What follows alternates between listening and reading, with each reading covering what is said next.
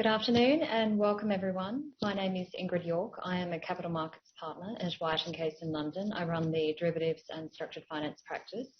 I also co-lead the firm's financial institutions industry group and I run the firm's global derivatives interest group. For the purposes of today's discussion, I'm also a founding member of the Taskforce on Scaling Voluntary Carbon Markets and a member of the City of London Voluntary Carbon Markets Forum.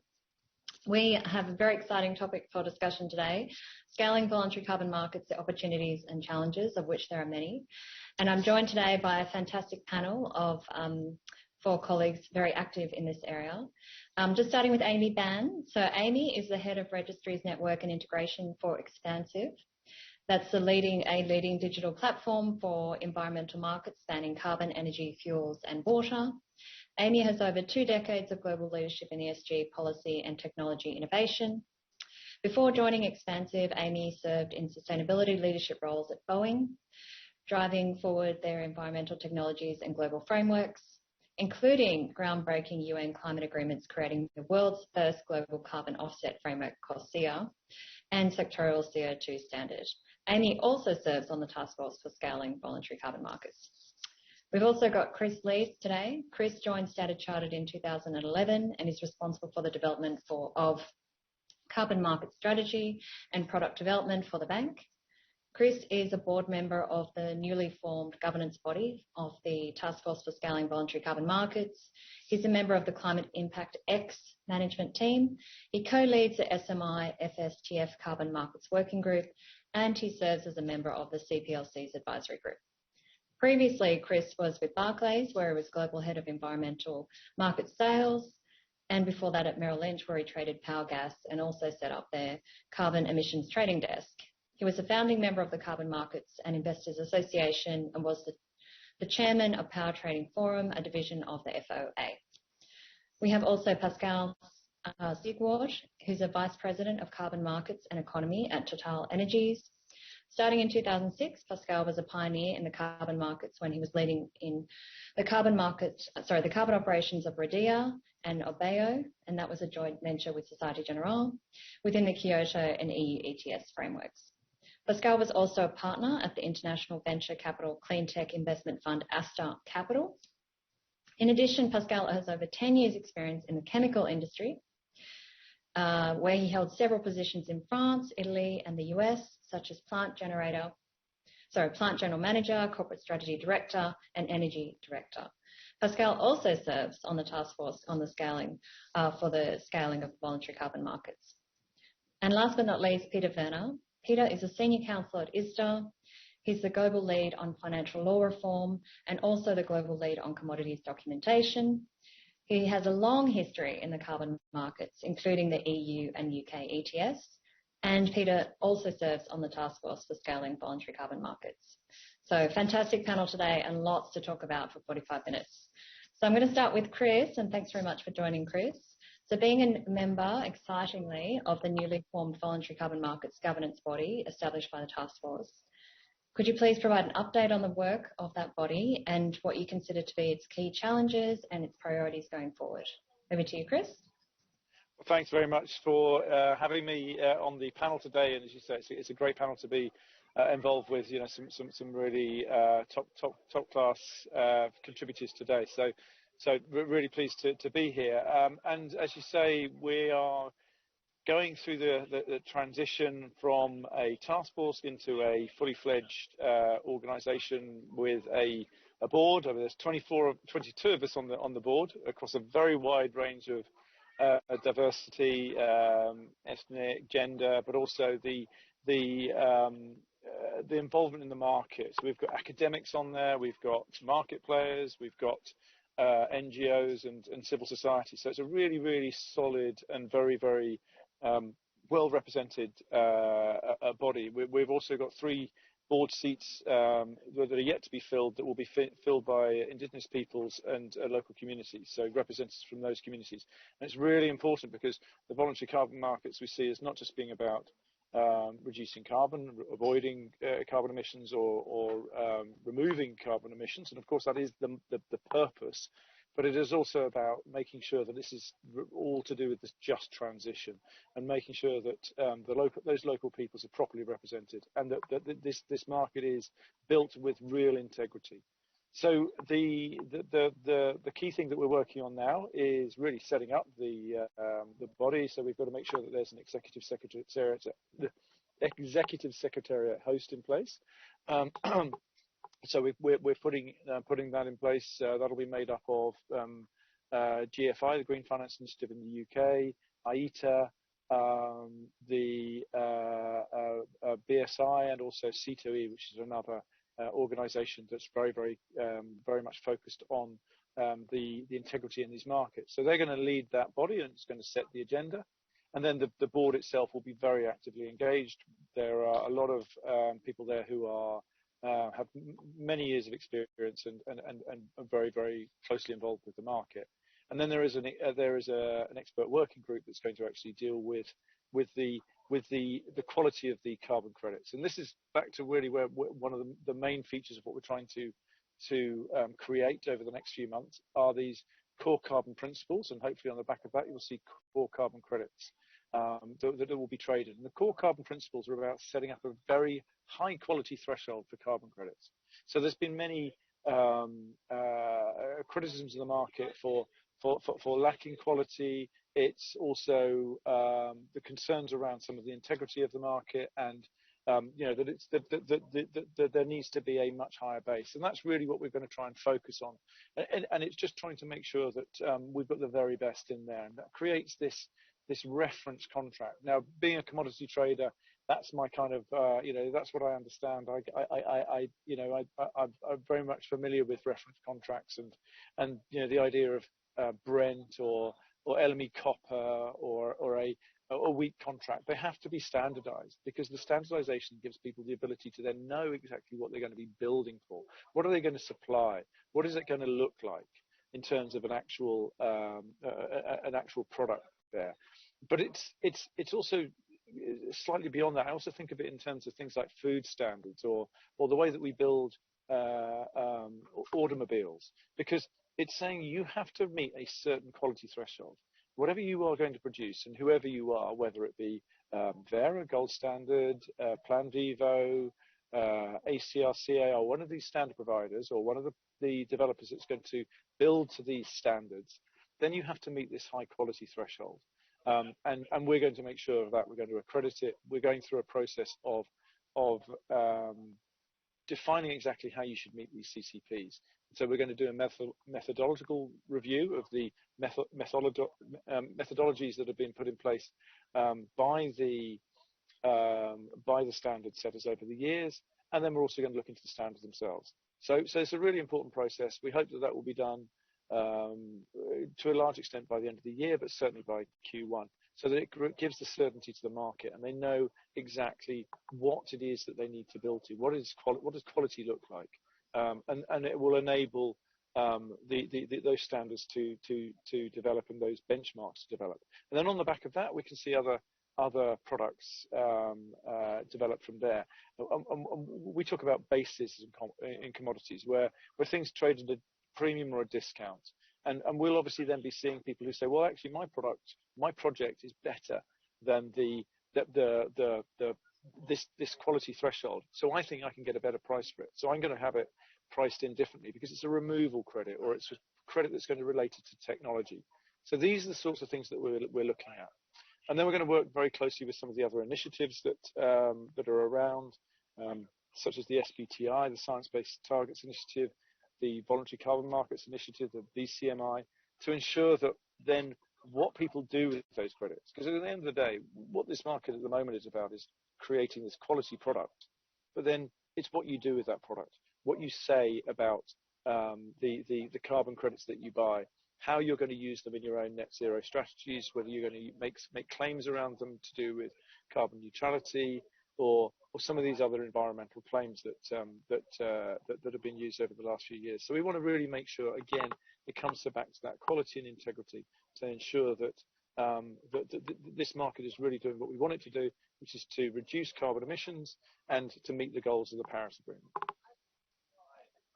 Thanks, Chris. That's quite a to-do list there. Maybe just starting with core carbon principles, as we all recall, there was a lot of discussion around that in the task force. Maybe, Amy, if I could ask you, considering your extensive experience, in particular in relation to CORSIA, could you share some thoughts from your perspective on the challenges of adequately defining CCPs?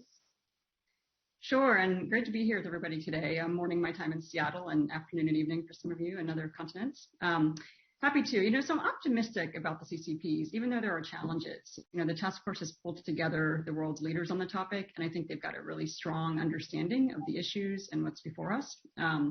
It's going to be a continuous improvement process, right? But that's enough for the markets to build around and to align to. So looking at my colleague here, Chris Leeds, he has graciously offered to take on this leadership role at the task force and to help, herd the cats, so to speak, and we're really excited to work with him to get the best results. I can offer a couple of takeaways from the CORSIA journey, which took 7 years, by the way, and I think in this process we'll need to go a lot faster, learning from those lessons in the past. One is, I would say, it's really key for any major decisions to have wide stakeholder agreement, so pulling in all those different voices. Critical to have the NGOs at the table and make sure we're, incorporating those very stringent quality and integrity pieces of it. Critical to have standards and industry at the table who can say what's practical and how we actually achieve this stuff out, boots on the ground. So, again, high confidence that we can do that and move it forward. Another lesson learned would be that getting to global frameworks is just so important. Without it, you have a fragmented patchwork potentially of different standards and different things happening. So I think it's really critical that we do keep our eye on the ball and make sure we achieve this. Once you have a starting point there, you can really build out from that. You can evolve it continuously as conditions change, but it provides that clarity to consumers, to buyers, to everybody, in the value chain. So I think that's going to be critical as well. Just to share one example of that, Expansive, built off of the CORSIA standard, developed a product called the GEO. So we essentially created a standard contract, much like Chris was laying out the vision for. And buyers can then know they're buying a credit that is CORSIA eligible and qualifies for that compliance market, that it's certified by leading third parties, that it has the right attributes, but they're doing, one transaction and one benchmarked price versus a whole bunch of different cumbersome, over-the-counter, maybe opaque type of transactions. And it's been very, very well received in the market so far. We're really pleased. And so I think there's a lot of, potential opportunity here to leverage that experience and build out more global standards and move it forward. Yeah, it's no small task, that's for sure. Maybe just slightly changing gears over to you, Pascal. I'd love to hear about your views on the role of voluntary carbon markets in energy transition and net zero commitments and what that means for you and your institution. And in particular, maybe going back to what Chris said, the word integrity really jumped out of what Chris mentioned. How important is the perceived legitimacy of carbon credit offsetting and the product? And what do you think about those who wish to restrict the usage of carbon credits? So quite a big question there, Pascal, but if you don't mind sharing some thoughts on that, I'd love to hear them. Thank you, Ingrid. Just to recall that TotalEnergies has committed to a net zero ambitions by 2050 already last year. And our first level is to reduce emissions. So we are working hard to reduce our scope 1, 2, and also having a new type of energy products to reduce also the scope 3. So our first, energy is to commit to emission reductions. We have also short-term targets to do that. But we are convinced that we still need to do more than that. And we need also to have a voluntary carbon markets to leverage the whole potential of emission reductions outside the boundaries of TotalEnergies. When we look, what we need to achieve collectively to be successful for the target of the Paris Agreement, we already, have the numbers of the tops. The NDCs that have been newly issued are not meeting the goal. They are not yet there to be far below 2 degrees or 1.5 degrees. So there is a need to do more. And corporates are doing part of the job, committing on voluntary framework to reduce to net zero. But I think with the carbon credits, it is a unique opportunity to leverage all the emission reductions. And there is an urgency to do that. So it's nice to speak about how to do it better, and we need to improve. And carbon market has been there around 15 years, has been scrutinized. So there is already learning curve. But today is time for actions. So we need to bring incentive to large corporates to buy carbon credits, because at the end there is a need for end buyer who will buy them and retire them from the market.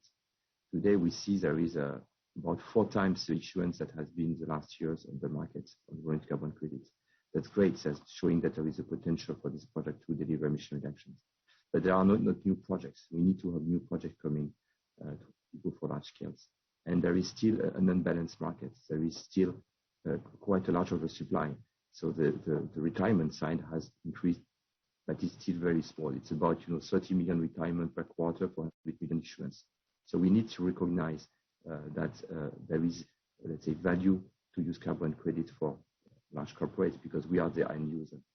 And for that, we need to have frameworks where we are incentivized to do that. And this is today what is a bit lacking, that we are encouraged to do that because it's a lot of money that needs to be passed through these carbon credits into new investments to conduct with emission reductions. And it's not about deciding is it emission for removals or emission reductions. Today there is an urgency to do both, and we will need more and more removals. And again, it's not at the expense of emission reductions, but to go to net zero, we'll need this type of technologies to develop and to be more competitive. And this will take time, and we need to start now. Today, when we look to frameworks like, for instance, SBTi, it's not easy to find the right place of the carbon credit, what would be really be the right way to use it. So they saw it long term as a net zero equilibrium with removals in 2050. That's the value, but we need the value today, right? And we need to have a market which is pushed by the society. And today, I would say from the COP, what we could also expect is that there is more, say, recognition that the carbon market, even if it's not a voluntary carbon market, but all type of carbon market has a play in the fight against climate change. And for instance, on our side, we are trying to innovate, and we have launched a CCS Plus initiative. If some people have seen it, trying to leverage a new technology, which is carbon capture and storage of all types. So if the CO2 is coming from fossils, it's removals. If the CO2 is coming from the air or from biomass, it could be, I don't have to mix it. If CO2 is fossils, it is avoided emissions. If CO2 is coming from the air or biomass, it's removals. It's still expensive technologies, and this technology has to develop at very large scales, billion tons, and carbon credits can really leverage these technologies if we are able to finance them. And the first step is the CS Plus initiative is to define high-level integrity of methodologies. Hopefully, then the Taskforce will put a CCB or good notations to our technologies. But we do it with industry, with the best in class, with other group of high quality, including NGOs, to make sure that we are doing it the best possible way. And still, we'll have to improve it over time. Mm-hmm. Absolutely. And Pascal, just on the last question that I asked, those wishing to restrict the usage of carbon credits, do you have any specific thoughts on that particular viewpoint? Yeah, because you have to understand why they want to restrict the carbon credit users, because they think it's a greenwashing or it's an excuse not to do reductions. I think what I said before, we collectively need financing of other type of reductions outside boundaries where corporates cannot do the job, where regulation cannot do the job. So there are plenty of opportunities, and there is an urgency to do it. And there are billions of investments which are needed to do that. And the thing is, we have to do it right? We have to use carbon credits because the planet needs them, needs these emission reductions, I would say. But it's not a reason not to do actions on our own boundaries with reductions, right? And the best way is to make sure that there are transparency in the accounting, that, on one side, you account for your emission, on the other side, you account for the carbon credit that you use, but you don't subtract one with the other and show that the net. Transparency will be key to build trust. Yeah, absolutely. We talk a lot in the task force around all of the stakeholders in the value chain doing as much as they can, as soon as they can. I think the sense of urgency is coming out of this discussion. Maybe I'll turn over to Peter Werner at ISTAR to talk about the role that industry bodies do and could have or play in voluntary carbon markets. I'd be really curious for your thoughts on that, Peter. Sure. Thanks for inviting me along to this panel. Yeah, in the task force and the whole project, there has been a wide range of industry bodies that have various roles in the discussion, and I'm going to make a couple of remarks on what ISDA can do here, also in light of what the TSVCM, the final report, mentioned directly in our direction. And that's, I guess, to nobody's surprise, primarily in the area of legal issues. So I'm going to talk about that. But just to set the scene a bit, I mean, ISDA is a trade body that is not really dealing with environmental issues usually. It's obviously an industry body in the derivative space, and our main job is to publish the trading documentation, and in particular for the secondary markets. So it's a very, very tiny niche that we can fill here and hopefully contribute to something useful. So we're not talking about primary markets here at ISDA level, but on secondary markets. And as many in the audience will know, this kind of documentation involves so-called master agreements that set the contractual framework for this kind of transaction, including a lot of environmental products and emissions allowances, carbon credits, renewable energy certificates, and so on. So that's our starting point when we look at the developments in the voluntary carbon markets and what we can do. And it's been great during the discussions in the TSVCM during the project to work with some other industry bodies, in particular IETA, for example, who have a much wider remit than we do, as you've heard from Chris in the governance body, in the governance structure in particular. So as I said, we're trying to look at how do we best document transactions in the various types of voluntary carbon credits under agreements such as the ISDA or related documentation. And that's one of the main action points that came out of the final report as well. What's interesting here is that we're doing this kind of, or we're asked to do this kind of thing, this job, prior to market practices having settled. So usually you standardize documentation once certain practices have already been established. We are not exactly there yet. That's an interesting challenge, which makes this project even more interesting, I would have thought. Then our main concern is to have also then to ensure that wide market buy-in is there by the various market players and stakeholders before we get going into drafting documentation. So from our perspective, financial institutions, commodity firms, corporates, exchanges, and others, they need to get around the table and discuss with us, what kind of documentation they would like to see. Then more derivative specific, I guess, are questions like, what are we standardizing? Are we standardizing documentation for financially settled transactions? That's relatively straightforward, I would have thought, because one could think of, for example, just incorporating so-called commodity reference prices in ISDA speak. And the geo contracts were already mentioned, two of those, we could do that. Or are we talking about physically settled transactions in voluntary carbon credits? How do the registries get reflected in that documentation is one big question, for example. Can we use documentation standards or templates that have been developed for other types of environmental markets, for example, compliance emissions? It's one of the suggestions that was made during the TSVCM discussions was just that. Or do we need to start from scratch and draft some new template from square one?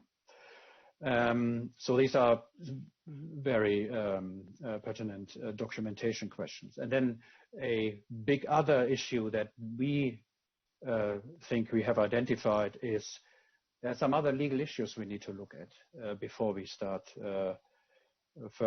go down further the route of documenting developing standardized documentation. And that is, what is that thing that we are trading here? What is a voluntary carbon credit and the different types of voluntary carbon credits out there? What is that in the legal sense? What's the legal nature of these things? And that's relevant for people who are interested in questions like what happens to such a transaction in the case of an insolvency of the counterparty, for example, or what happens if I want to take security over a voluntary carbon credit? Can I just do that? So that's very key from an ISTA perspective, because we are looking also at covering these types of transactions in the standard industry opinions that are out there and that people need to use, in particular financial institutions, if they want to obtain regulatory capital relief. So, for example, anybody who's dealing with a master agreement will have the question, can I just net these voluntary carbon credit transactions like any other commodity transaction or other transaction under master? So that's not so clear in every jurisdiction. So that's something that we are looking at. So so to round up, Ingrid, the idea that we are currently have here is we are finalizing a paper that addresses all these points that I've enumerated just now. It's a white paper on the legal nature of voluntary carbon credits. We hope to provide a comprehensive overview as to certain approaches and solutions potentially, but more questions than solutions at least. But at least to give a little bit of guidance to markets and stakeholders before we go into specific drafting exercises. So that's what we are trying to do, and then hopefully this will be used in the further discussions in the future with within the TSVCM project or the Corporation of London project that you mentioned at the outset, and in any bilateral discussions that one may have with regulators, standard setters, and legislators. I think I'll stop there, Ingrid. Thanks, Peter. I mean, obviously not to put lawyers at the heart of this whole market, but obviously the legal treatment or the legal characterization of the product in the first instance is pretty fundamental. So very much looking forward to that white paper, Peter. Thank you very much for that. So maybe just changing gears again, obviously next week we have a little summit down the road in Glasgow. And so I'd be really curious to hear from the panel what we can hope or expect to come out of COP26 in respect of voluntary carbon markets. And maybe I'll start with Chris. Chris, did you want to take that one first? Yeah, thanks, Ingrid. So look, I'm realistic about what we can expect to come out of COP. There's obviously some no-shows, notable no-shows, certainly from a kind of leadership perspective. Now, that doesn't mean that there isn't going to be a lot of negotiation going on in the background, and a lot of the details are completed by the functionaries, so to speak. So there will be a lot going on, but it doesn't bode well when those leadership people aren't there. Having said that, I think there will be some kind of landing on Article 6. It's been 6 years since the Paris Agreement. We need to have some kind of move forward on Article 6. And so for the audience, Article 6 is the article under the Paris Agreement that actually details how international trading of carbon credits will work. There are two important articles under that, 6.2, 6.4. And if any sort of scholars of the Kyoto Agreement will probably think about 6.2 as being the rules that set the international trading, a little bit like the international trading under Kyoto, where you have effectively you're dealing with allowances under a cap. And then 6.4 is more to do with akin to the CDM, the Clean Development Mechanism. And in fact, under the 6.4 mechanism, it's the idea is to put in place an SDM, a Sustainable Development Mechanism. So there's a parallel there. So I think there will be some movement, but at the same time, I think in some ways that's it's not absolutely necessary for this market to grow. It will help enormously, but I think what we're going to see is a series of interconnected markets. Both compliance markets, so there's interconnection already going on. The EU is connected to Norway, and it's also connected to Switzerland.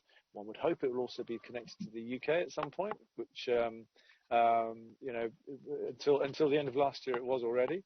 But there's talk about it connecting it into other markets, potentially China, if they actually introduce a proper cap.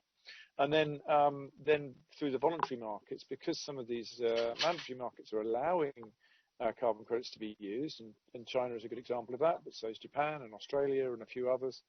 There may be this possibility to connect the markets via that those linkages.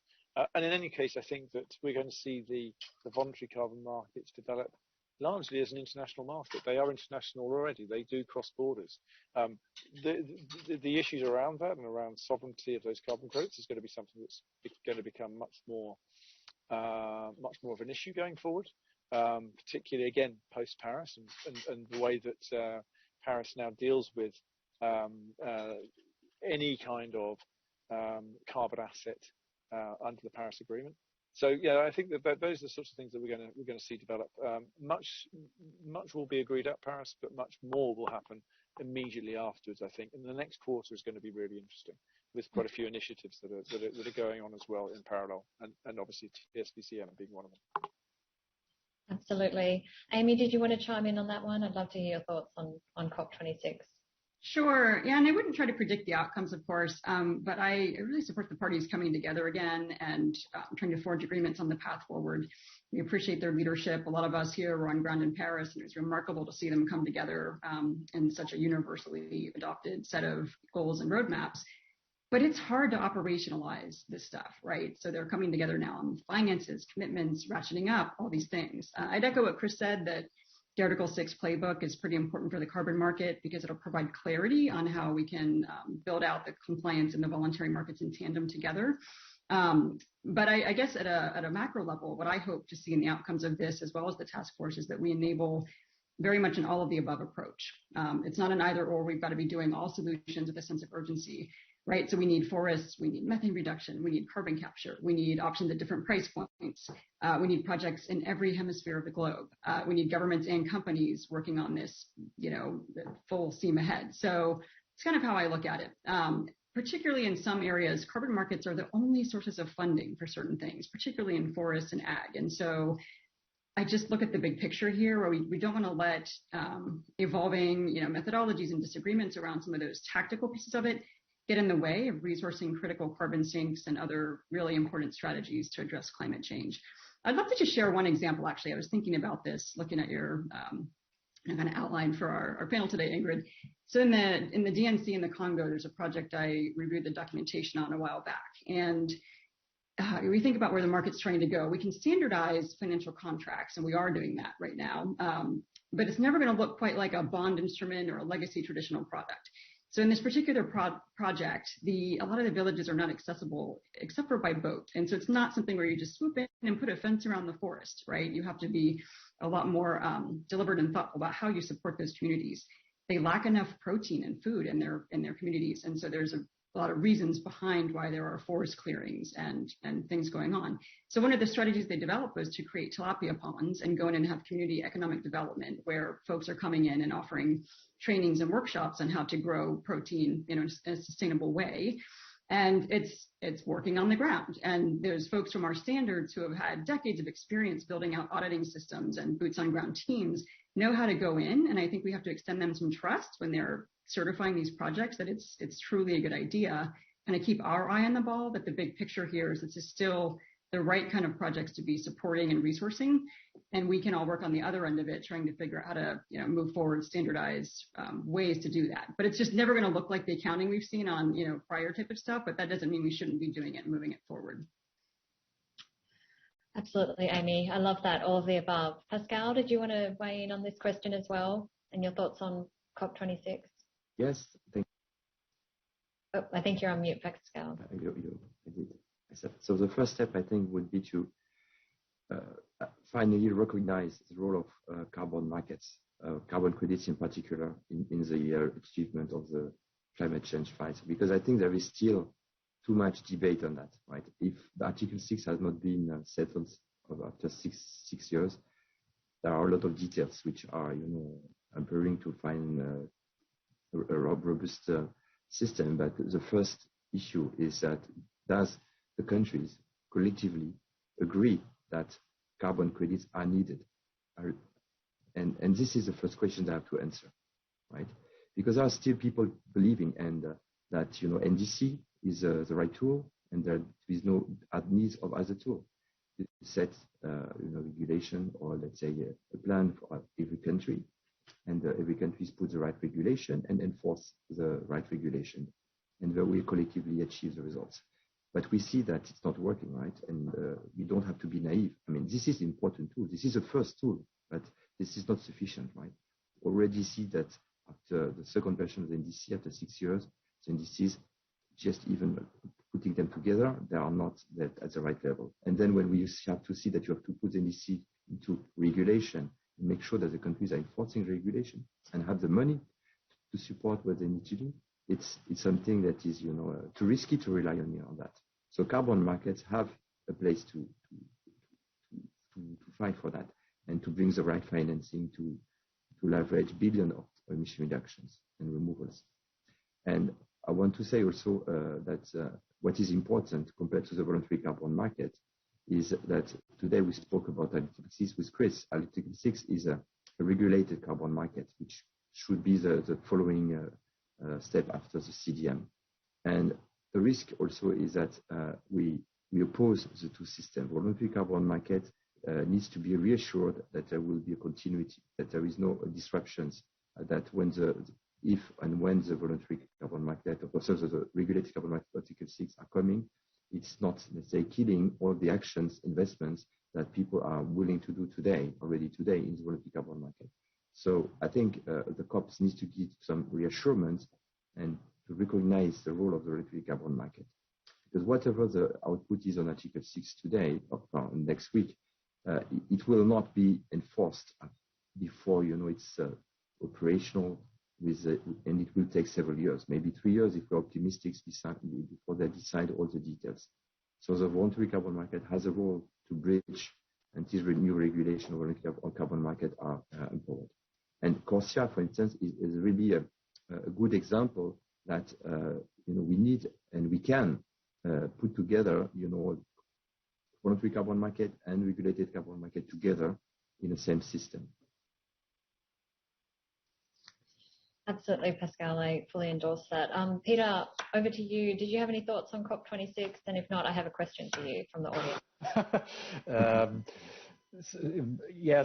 I would echo what was mentioned earlier. I think from our perspective, to the extent we can say this, there seems to be clearly a role for voluntary markets, so that needs to be reinforced, and the naysayers and doubts need to go away, because time is of the essence, as everybody agrees here. So we need to get what we can do here is do the documentation. We can do this fairly quickly, hopefully, but one needs a little bit of roadmap ahead, that there is reassurance as to the role of voluntary markets, compliance markets, etc. But for both of them, for the reasons outlined.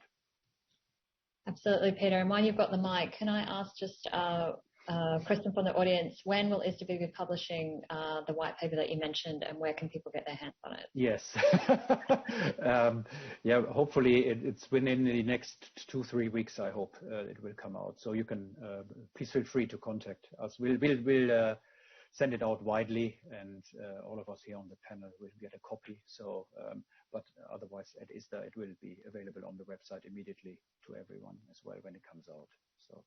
Thanks, Peter. So last question for the panel before we go to other audience questions. And maybe I'll start with you, Amy. What do you consider to be the future for voluntary carbon markets? Another big question. I would say, I see continued growth and maturity in the market mechanisms, more sophisticated tools, managing verifications and data to link it to the reporting systems we've got. Broader participation by more people, particularly the financial institutions, are going to be increasingly involved.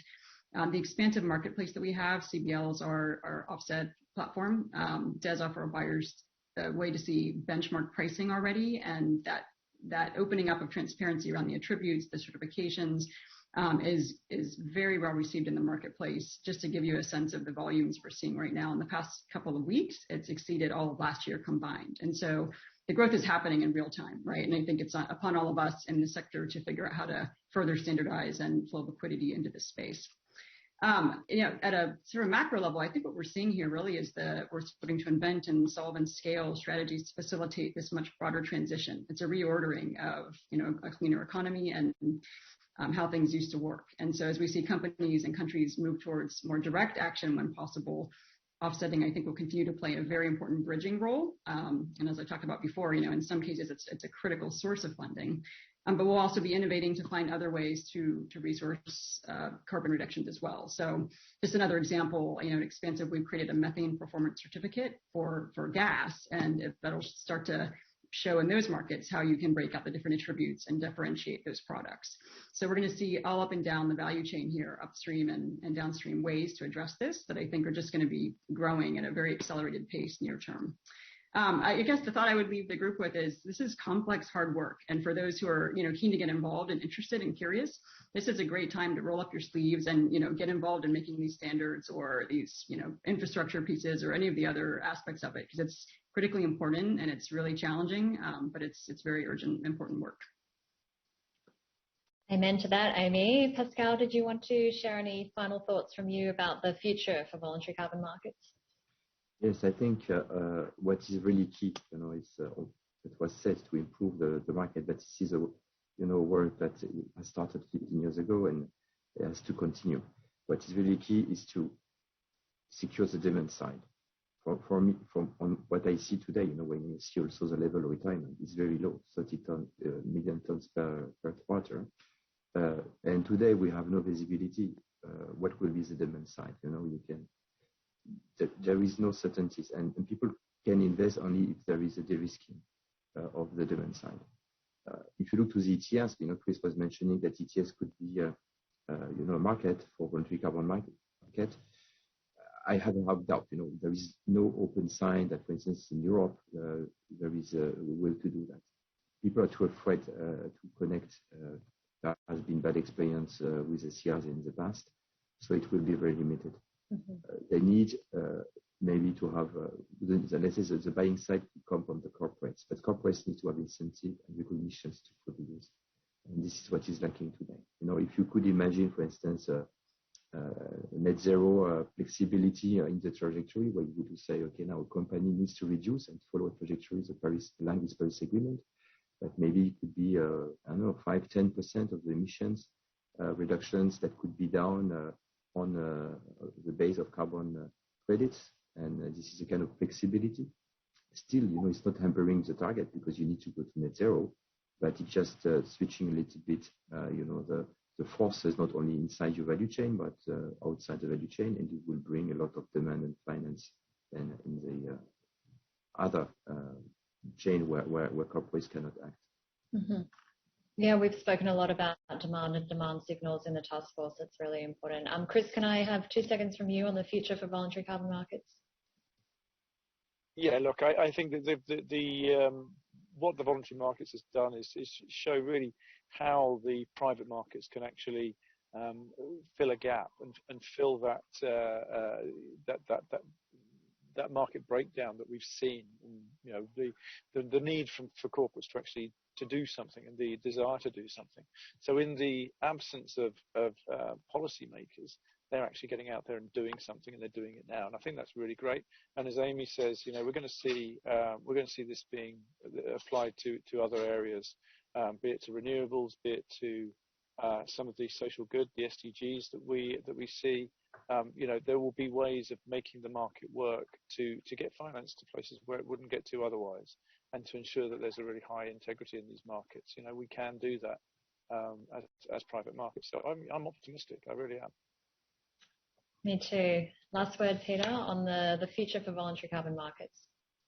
Just to echo, I mean, there's clear demand here for this kind of product. This is a good initiative. It's run by the private sector, which is great too. So let's get this going from the documentation side. We'll try to help in overcoming these hurdles and get the market going, at least from the documentation side, very soon. Fingers crossed. Thanks, Peter.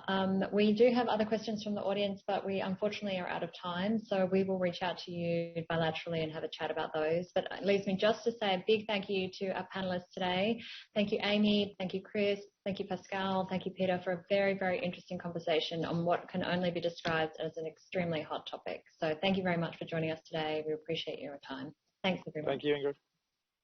Thank you.